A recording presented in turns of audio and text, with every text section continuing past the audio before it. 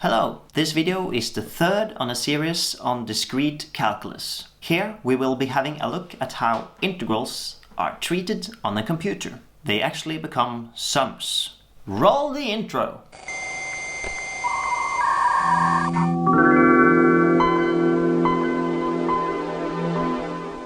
So let us dive right in and start considering the problem of computing the integral of the sine function. I've only been doing the sine function, but all the stuff we've been doing works for any kind of function. So our integral, let's do from 0 to, well, let's just do to pi now, of the sine function. This is a definite integral, which is what we'll be looking at. So this is not the most exciting integral or the most challenging mathematical problem, but it is always good to start somewhere simple. In the first video on this series, I showed you how you could define a discrete version of a continuous function as a set of function values on a mesh. So you had some values, x of I, and some evaluated versions of the sine function from I equal to 0 all the way up to some n, where xi equals I times age, where I is 0, 1, all the way up to n, and s of I is the evaluated points. And this age value, which I have down here, would be defined as the distance between these points. So in this case, we go up to pi divided by n, and n is called the resolution. What we want to do the same kind of thing by dividing our integral into sub-intervals. So say we have some xk less than or equal to x and up to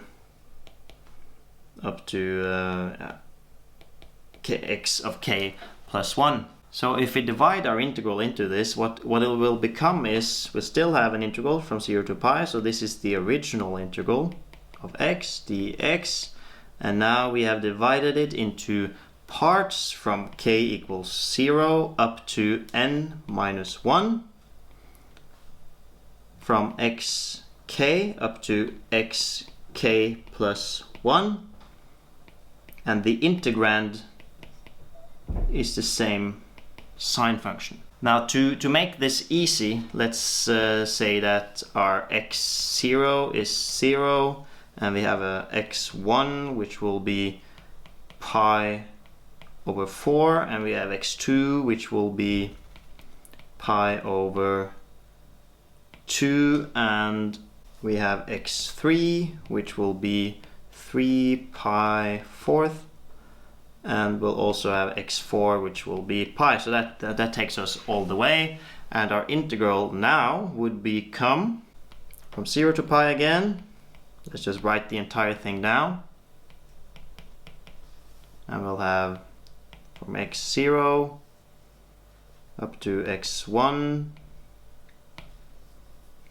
sine and you have all these integrals, and I won't write them all down, but the last one would be from x3 to x4, right? And you see what each thing corresponds to. So this is x1, that's x0, right?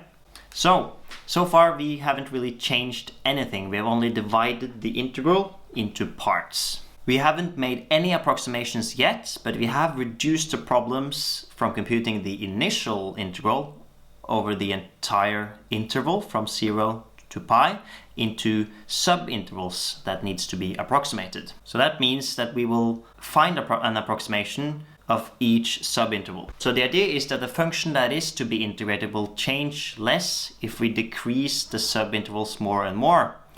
and we will approximate the little bit between the subintervals by a line over each subinterval. And the integration over each subinterval will then be very easy because it will simply be a straight line. Let's pick one subinterval. So any of the subintervals from xk to xk plus 1 over the sine function. And we'll approximate the sine function by some straight line. So we'll write that this is approximately capital S of k on the interval from xk up to xk plus 1. So in other words, what we'll get is that this guy is approximated by this.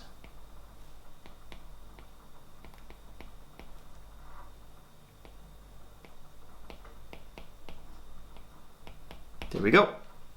And if you watch all these videos in discrete calculus, you'll know what this thing is. So this is the straight line approximation.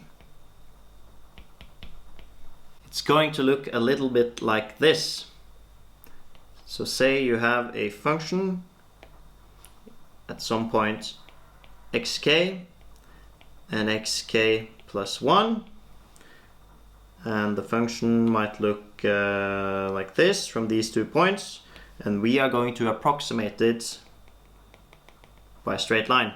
So hopefully the area in between won't be very large if we divide the function into subintervals very finely. Alright, so what we want to do is we want to compute the area under this thing here. We approximate this area by taking the average of these 2 points and computing the area by multiplying the height by the width. And the width would simply be xk plus 1 minus xk, and the height, we take the average of the 2 points we have at the top. So this will be sk plus sk plus 1, and we take the average of that, which is a half. So this will be the approximated integral at this specific interval from xk to xk plus 1 of the sine function, which is what we've been dealing with. And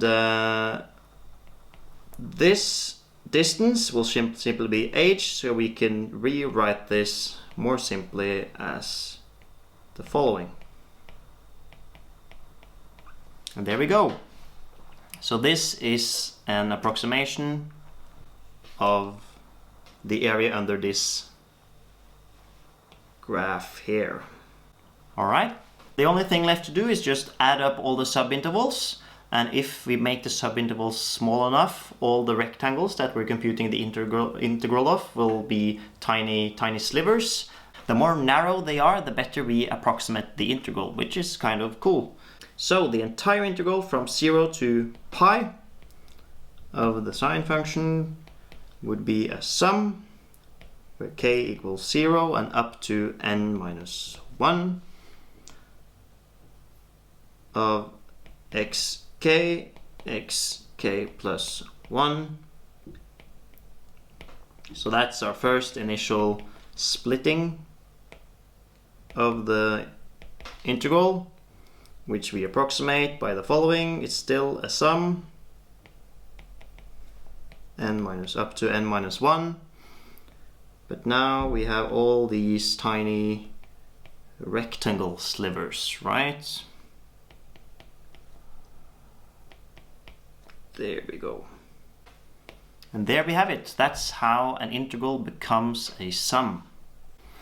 And we can generalize this. So say we have any integrals from a to b of a function f of x, and we can compute a discrete version of this where f of x is defined on the interval from a to b, so that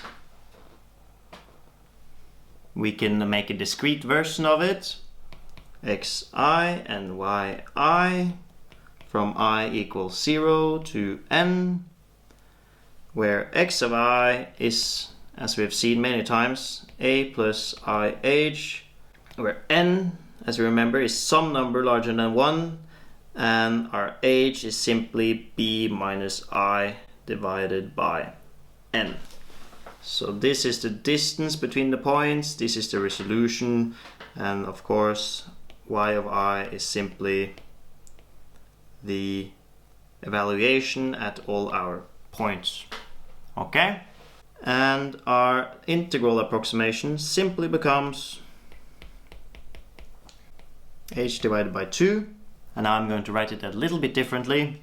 Our first value plus 2 times the sum from k equals 1 up to n minus 1 of y k plus yn.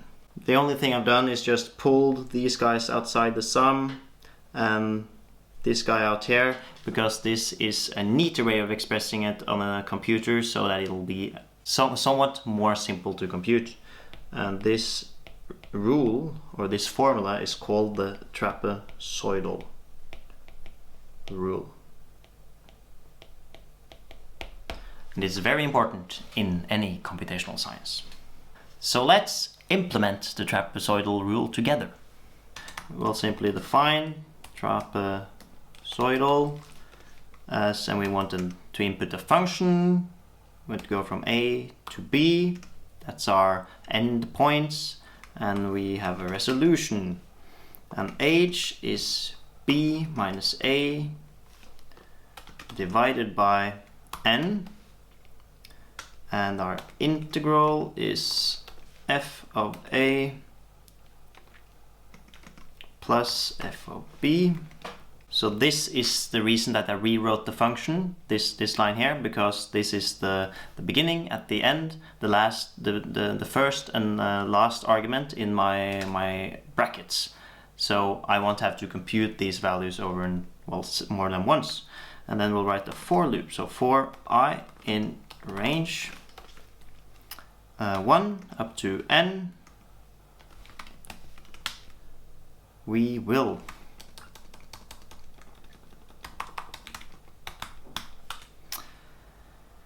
compute an x, which will be a plus I times h, just like we've written many times. And now we will simply add to our integral value what we started up here, 2 times the function evaluated at x. And then lastly, if you remember, we need to simply multiply this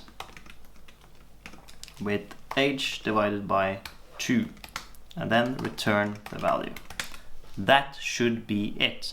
So what we want to do now is we want to test this against some function. What we'll do is we need numpy.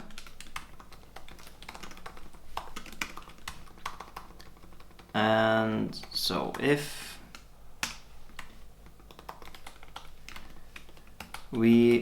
let's define a difficult integral, but an integral that we know the value of. So our integral will be g of t equals to minus a times e to the power of minus at times psi with arguments pi times omega t plus pi omega e to the power of minus at cosine pi omega t.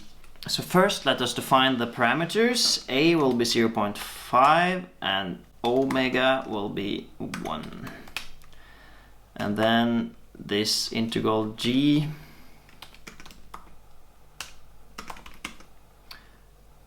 is a times, minus a times np exponential function minus a times t times sine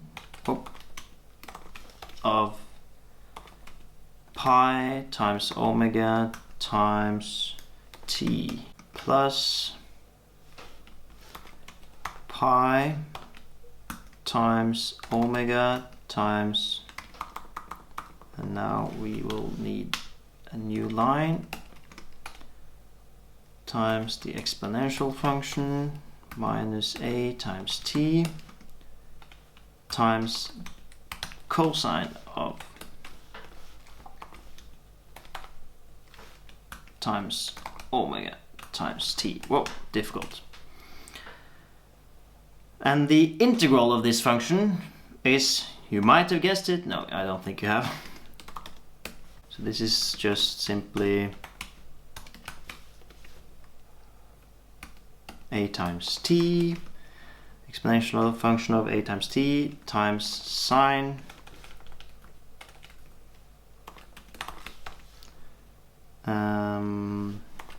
pi times omega times t.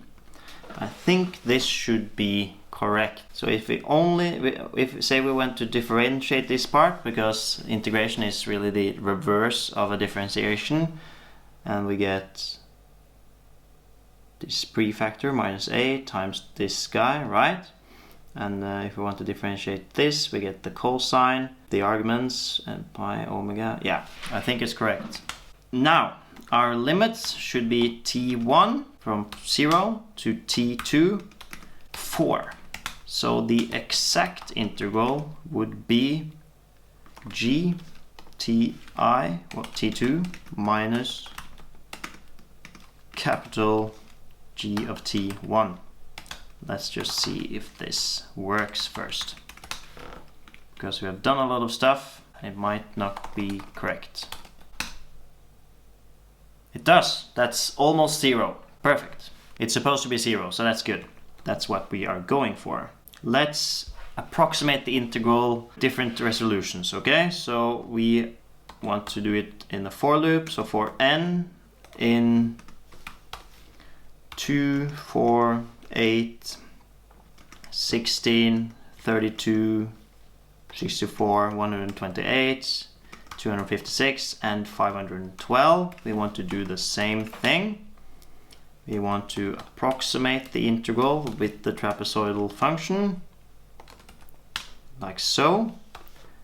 G from t1 to t2, and n will be our resolution. So this is going to be interesting, I think. And we're going to print. For each step, we are going to get n equal to n, and the approximation is, well, the approximation. And the error will be the exact value minus the approximation. Whoa, let's see if it works. Try to call it in the terminal. Yeah, there you go. You see that the error starts out very bad and then it gets smaller and smaller. So I think we did something correct. And what we see is that the error is increased, the error is reduced as we increased n, which is what we'd like. In fact, as n is doubled, we see that the error is actually reduced by a factor of 4 almost, at least for n larger than, yeah, so here. And this is a very nice property of the trapezoidal rule. Thank you for watching. I hope that you learned something. So this is the end of my mini course in discrete calculus. The reason that I made this series of videos is that if you don't understand this, then we'll do very bad in the computational sciences. So this is really the bread and butter. Discrete calculus, in short, is very central to computational physics, which is what I do. And it is, in fact, central to all of the computational sciences. Thank you for your time. Take care.